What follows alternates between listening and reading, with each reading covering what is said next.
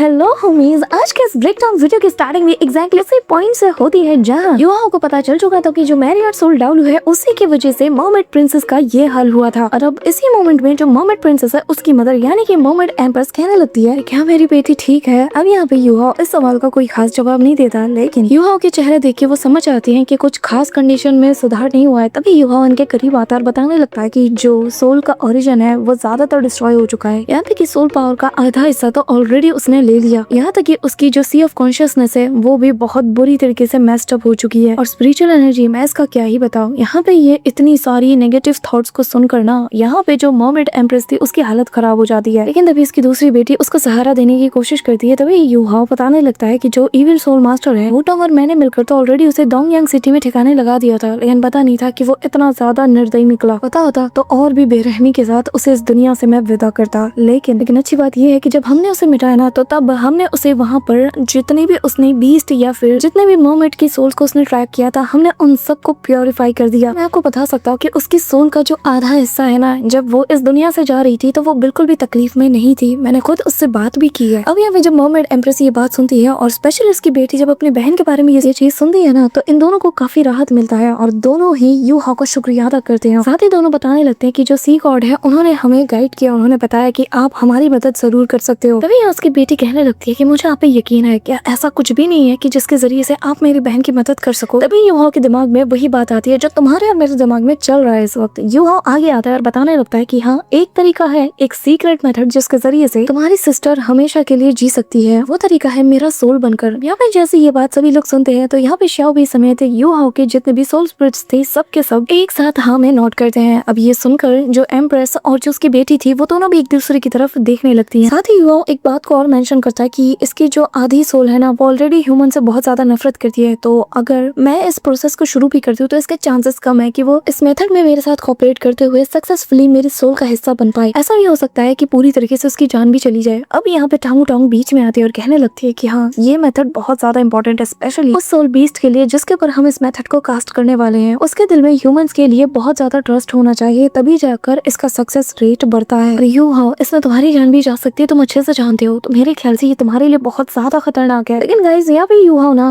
वो एकदम चिल होते हुए कहने लगता है कि चिंता मत करो, मैं उसके लिए खतरा उठाऊंगा। और साथ ही युहाओ के कानों में उस मर्मेड की चीखों की आवाज भी आने लगती है जो कि इस वक्त हमारे सामने दर्द के मारे छटपटा रही थी। और युहाओ कहने लगता है कि बहुत से बीस्ट ने ऑलरेडी इन सी बीस्ट के साथ बुरा किया है। हम जैसे बहुत से ह्यूमंस हैं जिन्होंने इनके साथ न जाने क्या कुछ नहीं किया, लेकिन किसी को तो ये स्कोर सेटल करना होगा ना। मैं सिर्फ आज यहाँ पर इस मर्मेड को बचाना नहीं चाहता, बल्कि मैं उन सारे इविल सोल मास्टर तक अपना एक मैसेज भी पहुंचा देना चाहता हूँ कि चाहे जो हो जाए अपने दिमाग के कोने में वो एक बात बिठा ले कि मैं हुआ युहाओ उनके लिए किसी नेचुरल डिजास्टर से कम नहीं हूँ जो कि उनके होली स्पिरिट चर्च को पूरी तरीके से बर्बाद करके रख देगा। तभी यहाँ पे जो मर्मेड एम्प्रेस है वो भी कहने लगती है, ठीक है, जो भी नेसेसरी एक्शन है आप लीजिए, हम आपके साथ हैं, प्लीज प्लीज मेरी बेटी की जान बचा लीजिए। अब यहाँ पे इन लोगों ने युहाओ के ऊपर अपना पूरा भरोसा दिखा दिया था। और साथ ही यहाँ पर जो एम्प्रेस थी ना, यानी कि मर्मेड एम्प्रेस, वो तो युहाओ को सबसे बड़ा सम्मान भी देती है। वो बताती है कि आज से पूरे सी ट्राइब के लिए तुम और तुम्हारे दोस्त हमारे लिए हमेशा हमेशा के लिए दोस्त रहोगे। जिसके बाद युहाओ आगे आता है अपनी सारी फॉर्मेलिटीज को पूरी करते हुए सीधा स्पेल को वो कास्ट करना शुरू कर देता है, जिसके चलते यहाँ पे जो मर्मेड प्रिंसेस थी ना इसे और ज्यादा पेन होने लगता है। वो मर्मेड दर्द के मारे छटपटा रही थी। अब यहाँ हम देखते हैं कि ये जो मर्मेड थी ना ये युहाओ पे बिल्कुल भी भरोसा नहीं दिखाती। वो तो यहाँ पे रेजिस्ट करने लगती है, जो देखकर उसकी बहन और उसकी माँ को उसकी फिक्र हो रही थी। इवन कि इसका रेजिस्टेंस इस हद तक बढ़ चुका था कि युहाओ को भी कॉन्सेंट्रेट करने में बहुत ज्यादा दिक्कत आ रही थी। उसका सी ऑफ कॉन्शियसनेस भी जैसे क्रैक कर रहा हो और यहाँ पे क्यान मिंग समेत सभी लोग ये नजारा देख रहे थे। तभी जो मर्मेड एम्प्रेस है वो अपनी बेटी से कहने लगती है कि प्लीज मेरी बच्ची, मेरी बात सुनो, तुम ये कर सकती हो, तुम्हें हार नहीं मानना। अब ये जो वर्ल्ड था ना ये पूरी तरीके से कोलैप्स होने के साइन दे रहा था, जो देखकर भाई क्यान मिंग समेत सभी लोग कहने लगते कि युहाओ रुक जाओ, वरना ये वर्ल्ड पूरी तरीके से कोलैप्स कर जाएगा। तुम्हारी स्पिरिट भी अब जवाब दे रही है, ऐसा मत करो, अगर तुम ऐसे ही कंटिन्यू करते रहे तो इससे तुम्हारी जान जा सकती है। लेकिन युहाओ फिर भी नहीं रुकता और वो फोर्सफुली इसकी सोल के साथ अपने सोल को मर्ज करना शुरू कर देता है और कहने लगता है कि चिंता मत करो, तो मैं कुछ भी नहीं होने दूंगा। जो कर्ज तुम्हारी सोल को लेकर इन लोगों ने लिया है ना इसे मैं चुका के रहूंगा। ये कहते हुए युहाओ अपना फुल फोर्स लगाता है, लेकिन यहाँ पे वो मर्मेड भी एस्केप करने के लिए पूरी चीज जान लगाती है, दर्द के मारे छटपटा रही थी और यहाँ पे अपनी पूरा रेजिस्टेंट लगा चुकी थी। इस दौरान सडनली उसकी बॉडी वहीं पे फ्रीज हो जाती है। उसकी बॉडी से उसकी जो हाफ सोल थी वो पूरी तरीके से उसे छोड़ देती है और अगले ही पल ये पूरा का पूरा जो फॉर्मेशन था ये टूट चुका था। इवन कि युहाओ यहाँ पे खून की उल्टियां तक कर रहा था, जो देखते साथ ही सभी लोग शॉक्ड थे। अब तभी वो मर्मेड की बॉडी जैसी जमीन पे गिरती है तो यहाँ उसकी मदर और उसकी सिस्टर दोनों उसके पास जाने की कोशिश करती है, लेकिन यहाँ पे मिस टांग वुटोंग इन लोगों को उसके करीब जाने से मना करती है। और सडनली हम देख पाते हैं कि अचानक से यू हाओ के हाथ में वही मार्क बनने लगता है, जैसा देखते साथ ही जो मर्मेड एम्प्रेस की बेटी है वो बताने लगती है कि ये तो मर्मेड्स की ब्लेसिंग्स है ना माँ। तभी यहाँ पे हम देख पाते हैं कि अचानक से वो जो मर्मेड थी ना, जो जमीन पे लेटी हुई थी, अचानक से उसकी बॉडी हवा में फ्लोट होती है, उसकी सोल बाहर आती है और सोल रिंग उसके आसपास बनने लगता है, जो कि काफी ज्यादा ब्राइटली शाइन कर रहा था। यू हाओ भी देखकर समझ चुका था कि फाइनली वो सक्सेसफुल हो चुका है। और तभी यहाँ पर उस मर्मेड की सोल यू हाओ की बॉडी के अंदर जाके समा जाती है। गाइस, यहाँ पे ये जो मार्क बना था ना यू हाओ के हाथ में, इससे ना एक बहुत इंपॉर्टेंट चीज से जुड़ी हुई है। एम्प्रेस बताती है कि जब लिया एक वेंचुअल स्पिरिट बन गई थी और यू हाओ ने उसे प्यूरिफाई करके जब आजाद कर दिया था, तो उसने फेड होने से पहले इसने इस ह्यूमन के ऊपर दी प्रिंसेस ब्लेसिंग को कास्ट किया, जो कि वो पूरी जिंदगी में बस एक बारी कर सकती थी, जैसे कि मर्मेड ब्लेसिंग कहा जाता। और ये सबसे बड़ी खुशकिस्मती भी है, ये हमेशा हमेशा हमारे मर्मेड क्लैन से जुड़ा रहेगा किसी सच्चे दोस्त की तरह, और ये उन्हीं के बीच रहेगा। मर्मेड ब्लेसिंग का सुनकर तो मिस टांग वुटोंग भी हैरान थी। यहाँ पे तभी मिस टांग वुटोंग को वही सीन याद आता है जब यहाँ पर मर्मेड प्रिंसेस की उस सोल को जब उसने आजाद किया था, तो उसने यू हाओ को एक छोटा सा ट्रेजर दिया था, और तब जाकर इसे एहसास होता है कि वाकई में यू हाओ का कभी कुछ इरादा इंटेंशनली था ही नहीं, उसने तो बस अनइंटेंशनली ही उसकी मदद की थी। लेकिन आज यू हाओ के काइंड नेचर के चलते ना उसे इतनी बड़ी ब्लेसिंग मिली है। आज उसने न सिर्फ लिया जो कि एक मर्मेड उसकी जान बचाई, बल्कि उसके जरिए से पूरे इंसानियत को भी उसने जिंदा किया है। यहाँ पे लिया की जो मदर है ना, वो सभी लोग यही सोच रहे थे कि न जाने वो इस वक्त कैसे होगी। तभी इसकी मदर यू हाओ से पूछने लगती है कि क्या मेरी बेटी ठीक है, मुझे बताओ आखिर वो इस वक्त क्या फील कर रही है, क्या वो बिल्कुल सही है। यहाँ पे तभी टांग वुटोंग बताने लगती है कि उसकी जो सोल पावर है ना, वो बहुत ही ज्यादा टेरिफाइंग है, और अभी अभी वो एक सोल में कन्वर्ट हुई है, और उसकी जो स्पिरिट बॉडी है वो भी पूरी तरीके से स्टेबल नहीं हुई है कि वो हमारे सामने आ पाए। लेकिन एक बार उसे इनफ टाइम मिल गया और वो स्टेबल हो गई ना, तो वो हमारे सामने जरूर आएगी। और फिलहाल के लिए वो इस वक्त यू हाओ के स्पिरिचुअल सी के अंदर मौजूद है, और हमें थोड़े दिन तक उसे उसके साथ छोड़ देना होगा। दूसरी तरफ गाइस, हेवनली सोल एम्पायर के पास ना बिल्कुल माहौल बदल चुका था। यहाँ पे चारों ओर जो दुश्मन है वो आ चुके थे और पूरी तरीके से एम्पायर खतरे में था। लेकिन जो प्रिंसेस थी वो हार नहीं मानती, बल्कि वो तो यहाँ पर अपने लोगों को और ज्यादा प्रोत्साहित करते हुए जंग के लिए तैयार कर रही थी। यहाँ पर चारों तरफ वो गोला बारूद शुरू हो चुका था, चारों तरफ लाशों का अंबार बिक चुका था, और पूरा का पूरा एम्पायर ऐसा लग रहा था कि जैसे आग में झुलस चुका हो। के बाद एक ताबड़तोड़ हमले सीधा एम्पायर की तरफ होने लगते हैं। लेकिन तभी मेन गेट ओपन होता है, प्रिंसेस अपने लोगों के साथ निकलकर जो दुश्मन थे उनका सामना करने के लिए बढ़ चलती है। लेकिन सन एंड मून एम्पायर के जो सोल्जर्स थे ये भी कम नहीं थे, दे दनादन इनके ऊपर हमले पे हमला ये लोग करने लगते हैं। पर यहाँ घोड़े के ऊपर सवार होकर ये सारे लोग सभी को क्रश करते हुए आगे की ओर बढ़ने लगते हैं। लिटरली ये नजारा ना देखने लायक था। अब वहीं दूसरी तरफ प्रिंसेस तो यहाँ बिजी थी, लेकिन जो यहाँ मिस जूजी है यानी कि यून हान की मदर, वो तो यहाँ पर पूरे लोगों को मिटाने के लिए ऑलरेडी प्रिपेयर थी। साथ ही यहाँ जो टाइटल दाऊडू है वो उसकी तारीफ करते हुए कहने लगते हैं कि मानना पड़ेगा मैडम, आपकी जो ये स्ट्रेटेजी है ना ये बहुत कमाल की है। क्या चाल चली है आपने, यहाँ दुश्मन को मजबूर कर दिया कि वो हमारे बिछाए गए जाल में खुद फंसने के लिए हमारे सामने आ जाए। क्या चाल चली है। हेवनली सोल और दाऊ स्पिरिट इन लोगों की एलाइड आर्मी को लगा कि इनके पास मौका है कि ये बाजी पलट सकते हैं, लेकिन उन्हें क्या पता कि उन्हें तो हमने मजबूर किया कि अपनी फुल फोर्स के साथ बाहर निकले और हमारा सामना करें। अब जबकि ये लोग बाहर आ चुके हैं तो इसका मतलब ये है कि त्यानलिंग सिटी का जो डिफेंस है वो इस वक्त अपने सबसे वीकेस्ट पॉइंट पे पहुंच चुका है। तो यहाँ पे मिस जूजी ये सुन के स्माइल करती है और कहने लगती है कि ठीक है फिर जितने भी क्लास 9 और जो क्लास 8 के सोल इंजीनियर्स है उन सभी को यहाँ पे गैदर करो। भाई साहब इसका दिमाग देखो, ये यहाँ पे सभी को गैदर करवाती है एंड देन उनके जरिए से एक बहुत ही पावरफुल काउंटर स्ट्राइक भी लॉन्च करवाती है, और एग्जैक्टली उसके ऑर्डर पर सभी लोग यही काम कर रहे होते हैं। यहाँ पर तो मिस जूजी ने पूरी बाजी अपने हाथों में जैसा संभाल के रखी हो। वहीं दूसरी तरफ जब शू थियानरान को ये सारी खबर मिलती है तो वो खुद भी हैरान था, पर वो जानता है कि मिस जूजी कितने कमाल की है। लेकिन जो खबर उसे सबसे ज्यादा चिंता में डाल देती है वो ये कि मेंगदो माउंटेन रेंज के पास जो सोल टूर पोजीशन है उसे बस कुछ ही दिनों में न सिर्फ वहाँ पे अटैक किया गया बल्कि पूरी तरीके से अटैक करके डिस्ट्रॉय भी कर दिया गया।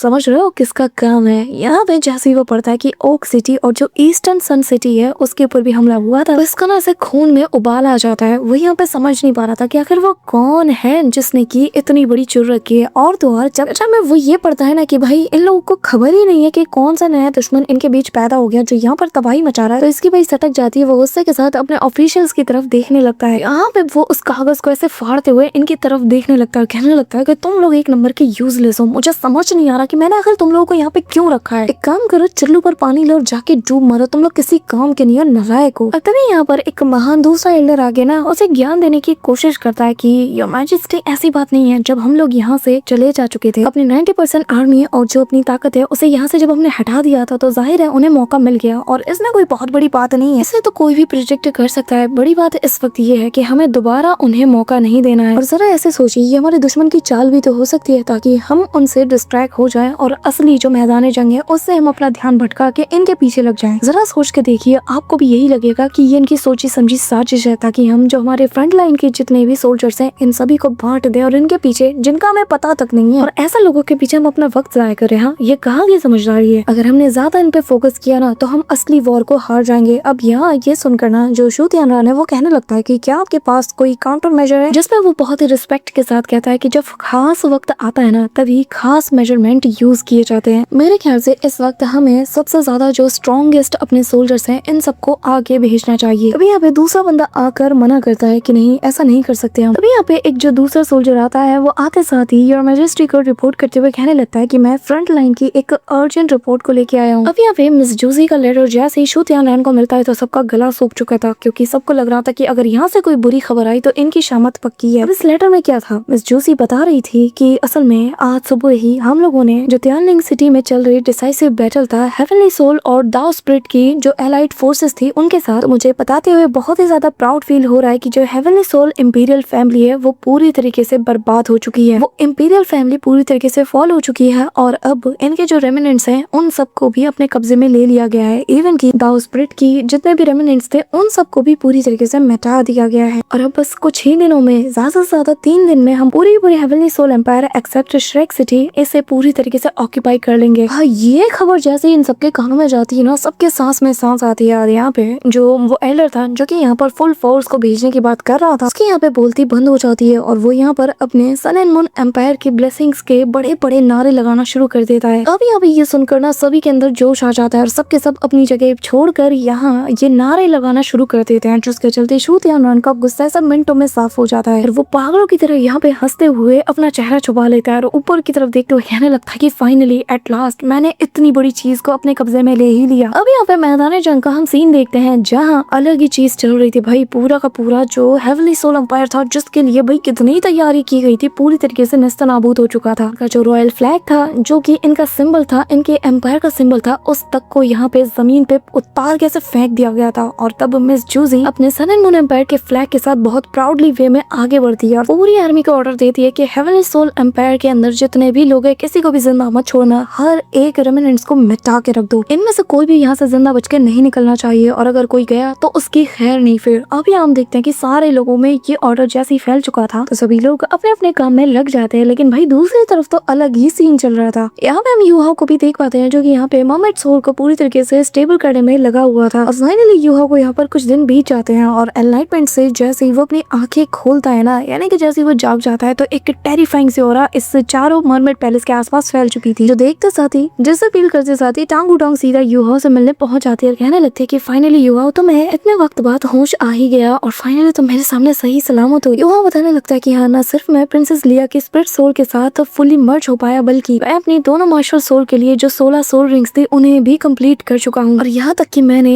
1 लाख साल पुरानी जो राइट आर्म स्पिरिट बोन है उस तक को मैंने गेन कर लिया, जिसका मतलब ये है कि मेरी जो full set of spirit bone है वो भी कंप्लीट हो चुकी है। टांगू टांग मैं बहुत ज्यादा खुश हूँ। और तुम खुद सोचो ना, किसने सोचा था कि प्रिंसेस लिया असल में 1 लाख साल पुरानी सोल बीस्ट है। इसी के साथ हमें यूहा का पूरा ये जो सोल बोन का पूरा इसका जो सेट है इसे दिखाया जाता है और फाइनली यूहा का पूरा सोल बोन वाला जो सेट है ये कंप्लीट हो चुका था। अब इस दौरान यूहा जो मैरियट सोल डाउलू है उसे कर्स करते हुए कहने लगता है कि तुमने जिन लोगों की जिंदगी के साथ खिलवाड़ किया है ना, आज वही लोग न सिर्फ मेरी ताकत का हिस्सा बन चुके हैं बल्कि वो सभी लोग अब तुम सबकी मौत का जिम्मेदार भी होने वाले हैं। यहाँ पे तभी हम देखते हैं कि जो मर्मेड एम्प्रेस और उसकी बेटी यहाँ पे प्रिंसेस लिया से मिलने के लिए आ चुके थे। यहाँ पे जैसे ही हुआ इनके ऑरा को फील करता है ना, वो यहाँ पे जो प्रिंसेस लिया इससे कहने लगता है कि यार हाइनेस अब आप आराम से बाहर आ सकती है और अपनी मदर और सिस्टर से रियूनाइट हो सकती है। तभी युवा का फोरहेड ग्लो करता है और सडनली प्रिंसेस लिया जो कि इतनी ज्यादा अडॉरेबल है कि मैं तुम्हें क्या ही बताऊं, वो यहाँ पे आते साथ ही अपने स्पिरिट फॉर्म को देखकर हैरान थी और सबसे ज्यादा इमोशनल तो उसकी माँ थी और उसकी बहन जो उसे देखते साथ ही उसे गले से लगा लेती है। यहाँ पे ये माँ बेटी वापस से रियूनाइट हो चुकी थी। कहते हैं ना कि एक मोमेंट जब रोती है तो उसके आंसू पर्ल बन जाते हैं। यहाँ पर इस सीन को ना बहुत ही अच्छे से दर्शाया गया है, जहाँ जैसे ही एम्प्रेस और उसकी बेटी रो रही थी तो इनका आंसू एक पर्ल में ट्रांसफॉर्म हो जाता है। अब यहाँ इन लोगों को इतना ज्यादा खुश होता हुआ देखकर यूहाओ और टांग उटांग को भी काफी अच्छा लगता है। पर तभी यूहाओ टांग उटांग से पूछने लगता है कि बात बताओ, आखिर मैं कितने दिन तक ऐसी डीप स्लीप में था, जिस पर वो बताने लगती है कि बीते 10 दिन से। ये सुनकर तो यूहाओ के होंठ होश उड़ चुके थे और सबसे पहले उसे ख्याल आता है सन एंड मून एम्पायर का, क्योंकि वो लोग हेवनली एम्पायर के अगेंस्ट अपना सबसे बड़ा मूव चल चुके होंगे। अब यहाँ से यू हाउ जाने लगता है, पर तभी मिस टांग टांग उसका हाथ पकड़ लेती है और कहने लगती है कि ये माँ बेटी इतने टाइम बाद रियूनाइट हुए हैं और हम ऐसे ही कैसे जा सकते हैं। तभी यहाँ पे जो मिस लिया है वो कहने लगती है कि मास्टर ये मैं ही हूँ जिसने कि आपको इतने वक्त तक यहाँ पे रोक के रखा था। आपने ऑलरेडी लिया की जान बचाई है, तो फिर मैं आपको यहाँ पे रोक के कैसे रख सकती हूँ। प्लीज यहाँ से चलिए, मैं अब और आपका वक्त यहाँ पे जाया नहीं करवा सकती। चलिए यहाँ से हम निकलते हैं। अब यहाँ पे जैसे यू हाउ जाने वाला था, तभी यहाँ पे जो एम्प्रेस थी वो कहने लगती है कि एक मिनट, आप लोग यहाँ से ऐसे नहीं जा सकते। और तभी वो यू हाउ को एक छोटा सा ट्रेजर टाइप का चीज देती है। यहाँ पे देखने में ऐसा लग रहा था कि ये मोती से बना हुआ कोई ब्रेसलेट हो। अब यहाँ यू हाउ कहने लगता है कि आखिर ये चीज क्या है, पर जैसे वो गौर से देखता है तो वो समझ जाता है कि ये तो इनके आंसुओं से बने हुए कुछ पर्ल बीड्स हैं। तभी एम्प्रेस बताने लगती है कि जो सी प्रिंसेस क्लैन है वो असल में स्पिरिचुअल टाइप सोल बीस्ट है, और जो हमारे आंसू होते हैं ना वो हमारे स्पिरिचुअल पावर का एसेंस अपने अंदर समेटे होते हुए, और ये सबसे प्योरेस्ट फॉर्म भी होती है। इसीलिए बहुत कभी मर्मेड्स होती है और मुझे पूरा यकीन है कि ये तुम्हारी हेल्प जरूर करेगा। अब यहाँ पर वो अपने आंसू के एक बूंद को जैसे यू हाउ की तरफ थ्रो करती है, सडनली वो सीधा यू हाउ के फोरहेड के जरिए से उसके स्पिरिचुअल सी के अंदर जाके समा जाती है। यू हाउ फील कर पा रहा है कि उसकी जो स्पिरिचुअल सी है ना वो धीरे धीरे न सिर्फ एक्सपेंड कर रहा है बल्कि रैपिडली खुद को रिपेयर भी करता हुआ जा रहा है, और इसकी ये जो स्पीड है ये काफी ज्यादा टेरिफाइंग है। अब यहाँ पर मैं तुम्हें बता दूं गाइस कि इवन की यू हाउ का जो सोल कोर है ना वो भी ऐसे ही रैपिडली नरिश होता जा रहा है, जिसके चलते यहाँ पर काफी सारे जो न्यू लाइफ प्लांट्स है उन्हें हम देख पाते हैं। अब यहाँ पे त्यानमिंग समेत सारे के सारे जो सोल बीज थे ना वो सभी लोग बहुत ज्यादा खुश हो जाते हैं और कहने लगते हैं कि यार ये तो बहुत कमाल की चीज है। इस दौरान हम देखते हैं कि जो बाकी सारे जो आंसू की बूंदे थी ना वो एक एक करके यू हाउ की जो स्पिरिचुअल सी है उसमें जाने लगती है, और यू हाउ भी धीरे धीरे करके इन सभी को अपने अंदर समेटने लगता है एंड फाइनली वो अपनी आईज ओपन करता है। अब तो यहाँ पे जो मोमेड एम्प्रेस थी वो यू हाउ से कहने लगती है कि तुमने हमारे क्लैन के ऊपर सबसे बड़ी मेहरबानी दिखाई है, जो कभी किसी इंसान से उम्मीद भी नहीं कर सकते थे, आज तुमने वो करके दिखाया है। और अगर हम पूरी जिंदगी भी तुम्हारा शुक्रिया अदा करें ना तो भी हम इसकी कीमत अदा नहीं कर सकते, ना ही ये कर्ज चुका सकते हैं, और बस थैंक यू कहने के लिए हम बस इतना ही कर सकते हैं। अब यहाँ पे ये लोग यू हाउ को झुक के उसे रिस्पेक्ट देते हैं, लेकिन यू हाउ जो कि बहुत ही काइंड पर्सन है यार, उसे ये सब पसंद नहीं है। इसी के साथ पूरे पैलेस में खुशी का माहौल छा चुका था। सभी लोग अपने जो प्रिंसेस लिया है उसके वापसी पर बहुत ज्यादा खुश थे, चारों तरफ नाच गाना हो रहा था और प्रिंसेस लिया भी इतने टाइम बाद अपने लोगों से मिलकर बहुत ज्यादा खुश थी। अब सडनली जो मेन गेट था वो ओपन होता है, इसके अंदर से मर्मेड एम्प्रेस, यू हाउ और बाकी सभी लोग बाहर निकलते हैं और इन्हें अलविदा कहते हुए जो मर्मेड एम्प्रेस है वो अपनी बेटी यानी कि प्रिंसेस लिया की जिम्मेदारी यू हाउ के हाथों में सौंपती है और कहने लगती है कि आज से इसकी ख्याल रखने की जिम्मेदारी आप लोगों की है, जिसपे यू हाउ उन्हें यकीन दिलाता है कि उनकी बेटी का वो अच्छे से ख्याल रखेगा, साथ ही आज से इनके जो भी अफेयर्स है, इनके जो भी प्रॉब्लम्स है वो यू हाउ की भी जिम्मेदारी है। अब यहाँ से ये लोग सभी से अलविदा कहते हुए फाइनली यहाँ से निकल जाते हैं। पानी के अंदर से एक बीच का रास्ता ओपन होता है जिसके अंदर से यू हाउ समेत मिस टांग टांग सभी लोग एक एक करके बाहर आते हैं। यहाँ पे यू हाउ का मेन टारगेट इस वक्त था सन एंड मून एम्पायर, क्योंकि वो जानता है कि जूजी कितनी ज्यादा चालाक औरत है और वो जीत को पाने के लिए किसी भी हद तक जा सकती है। और यू हाउ अपने मन में उसी ओर बढ़ते हुए कहने लगता है कि सन एंड मून एम्पायर और जूजी,